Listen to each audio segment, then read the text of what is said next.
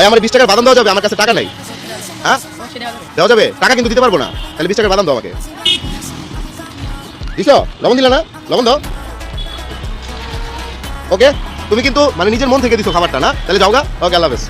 তো দর্শক, সাকিব কিন্তু আজকে আমাকে ফ্রিতে বাদাম দিয়ে চলে গেছে। আজকের জন্য সারপ্রাইজ হচ্ছে, ও আমাকে 20 টাকার বাদাম ফ্রিতে দিছে, বাট আজকে যেটা হবে ওর প্রত্যেকটা পিস বাদামের দাম দিব 10 টাকা করে। আজকে দেখা যাক কয় টাকা বাদামের দাম হয়। এই বাদামগুলো রাখো, ক্যাপটা ঘুরে বলো। তোমার নাম কি জানো বললা? সাকিব। সাকিব, তুমি আমাকে বাদামটা ফ্রিতে দিছো না? হ্যাঁ, বাট আজকে আমি তোমাকে জাস্ট পরীক্ষা করছি, আমার কাছে টাকা আছে। এখন এই ফ্রিতে দেওয়ার জন্য তুমি আজকে এই বাদামগুলো একটা বের করো তো।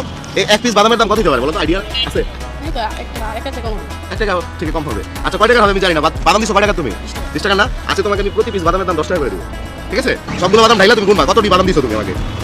60, 55, 60 আর হচ্ছে 2, তাহলে কত হলো ভাই? 62টা। ধরো এটা, ধরো কত এখানে 500 পাইছো না? এই যে এখানে 600, তাহলে আর কত পাচ্ছ তুমি? আর 20 টাকা। এই 20 টাকা 30 টাকা আছে তোমার কাছে, না 30 টাকা দাও। আর এই যে 50 টাকা, তাহলে তুমি কত পাইলা? 620 টাকা। কেমন লাগতেছে? তুমি তো বাইরে ফ্রিতে দিছিলা, তাই না?